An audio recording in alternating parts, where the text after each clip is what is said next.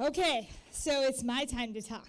All right, I'll be real quick. We gotta close down time here real quick. So, my topic is funding infrastructure. How are we gonna do it? I have a unique idea for you. It's called a public bank. Okay, let me give you a little bit of background. Currently, Alaska has $40 billion in a savings account. You know what that savings account is? Anybody? Wall Street. It's currently in Wall Street. It's currently millions of dollars are being spent annually in fund management fees to manage that money in Wall Street, okay? In an economy that, I don't know, anybody trust our current economy status? Thank you. No. Okay, great, glad. So a public bank says, what if we took, let's just say, $5 billion of that $40 billion, and we took that $5 billion and we put that in a bank right here in the state of Alaska, owned by the people and not tied to the Federal Reserve. And then you leverage that $5 billion into $5 trillion of funding for food infrastructure and streets and roads and cities and parks, and you don't tie it to the Federal Reserve. So if we lend some money to an Alaskan citizen and they default on that loan, well, then that project just goes back to the people of Alaska. And another citizen could pick up that project and finish it. But if you tie it to the Federal Reserve, then the Federal Reserve owns that project. And I want independence. And many of you know I want Alaska to be her own country. So in order to do that, we have to fund these things. And we have to use our money wisely. So Caleb, could we just break down a public bank real quick? Now let's watch that video. In Anywhere, USA, the residents of this city have decided they want a park. The city council agrees the park is a great idea. But how will they pay for it? The city needs to borrow money. But borrowing money means the city has to pay a lot more money in interest and fees that could double the cost of the park. And that money leaves the city. It goes to Wall Street investors who really don't care about the park or the city at all. This is a bad deal for the city and its residents. There's a much better option, an option that's been proven around the world: a public bank. A public bank is a bank owned by the residents of a city, state, region, or territory. Private Wall Street banks just want to make profits for their shareholders. But public banks have a mission to serve the public good. They have to reflect the values and needs of the community. And that makes all the difference. Politicians don't run a public bank. Their job is to just set it up by listening to what the people need and want. Public banks are run by skilled local bankers who know their neighbors. Residents are on the supervising board to keep tabs on what the bank's doing. Public banks can save communities lots of money. First, they cut out expensive Wall Street fees, which can be hundreds of millions of dollars a year in a big city. Second, they can lower interest rates on the city's loans, which means there's more money to spend on other projects. Third, their profits go back to the city, not to Wall Street, so a public bank can make money for the city. All this means the people of the city have a lot more money to fund all the things they need, such as bridges, good roads, good schools, renewable energy, affordable housing, lower taxes, and the park the people wanted. They now control their own money, and they can build their own future. Join the movement. To find out more, go to publicbankinginstitute.org. Okay, so it's an idea. I'm not the one writing the legislature. I don't write that stuff. I need people that would be willing to say, hey, yeah, that's a really good idea. Let's run with it. Because it's going to take a lot more than just me.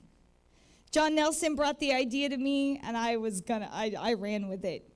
Because it makes all the sense in the world. Because the people in this room deserve to fund the future for their state.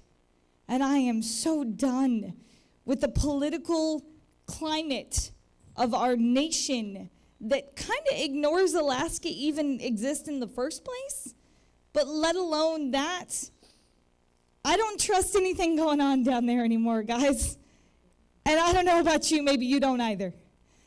And so this gives us an opportunity to think a little differently about how we fund the future. Now, that's of course just not an immediate answer, right? Because it's going to take time, and we all know the speed of government is snail pace.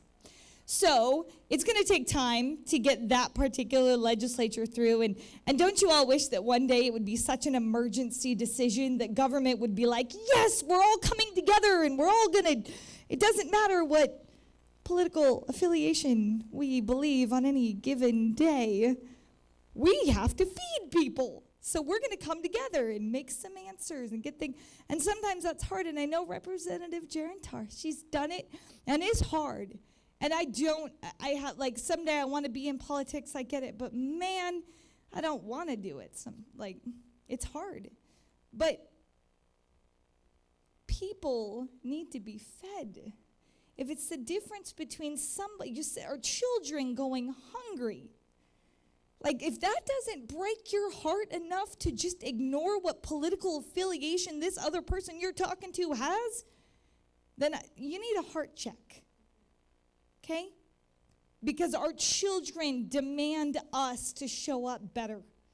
Our children's children, think in terms of grandparents, generations demand us to show up and figure this out before it becomes something that we can't get our control around.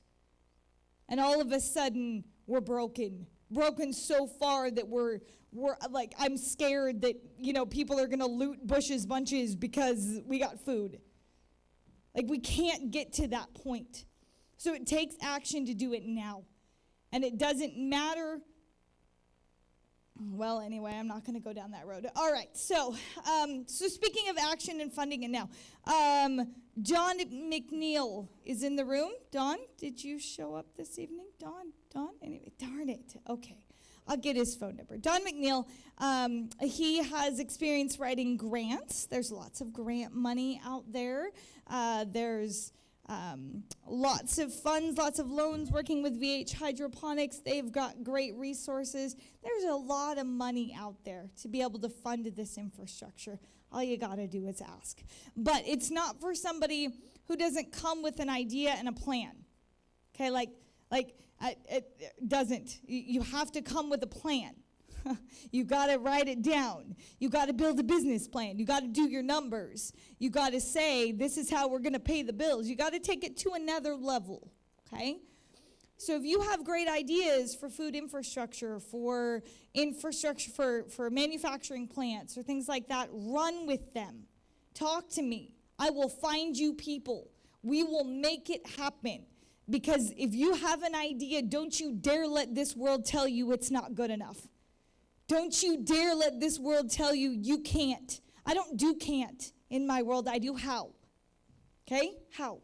How do we figure it out? When somebody said, you can't keep bushes open all year round. You can't do it. Don't you dare. Don't you dare. I'm going to figure out how. And it's going to be a fight every single day from here until May when the produce comes around. And Bruce and Vicky are going to come along for it. Thank you. And we're going to figure it out. Because we need a locally grown grocery store. We need one that's not owned by Kroger. Anybody notice? Fred Meyer, cars now owned by the same singular corporation, Kroger. Total grocery monopoly in the state of Alaska? Not on my watch. I'm changing it. And I need your help. So if you have, food and you want to sell it, let's get to it. One more thing. The Alaska Food Freedom Act, HB 415. Governor Dunleavy submitted it April 2021. It sat there for a year. Nobody picked it up. It's sitting there. Do you know what it says? It says that you as an Alaskan resident can sell a food item without it being inspected or regulated. And all you have to do is simply tell the consumer, this has not been inspected or regulated. What? That's so easy. So then the consumer can say, okay, how'd you make it? Oh, good. Okay, I trust you. Okay, great, I'm going to buy your stuff. So that says to me then the shady grandma can sell me her product for the store, and we don't need $1,600 in permitting fees to be able to sell a dehydrated vegetable. Okay? So my friends, we need somebody in the legislature to step up and sponsor that. So that's called the Alaska Food Freedom Act. Make sure you look that up, HB 415. And we need those legislators to do that now. Like January, like maybe the very first thing they pick up, because it's that important. Because if we don't feed people clean food, the rest of our health of our state goes to hell in a handbasket. That's just all there is to it. Let's move on to our next person. I got nothing else to say about funding infrastructure. I just suggest the public bank. It's an idea. Chew on it. Think about it. See what you think. All right, let's move over to Amy. Amy's got the Crooked Cabin. And Kathy, is it Kaiser? Kaiser! Let me make sure I say that right. Kathy Kaiser with the Crooked Cabin. Amy.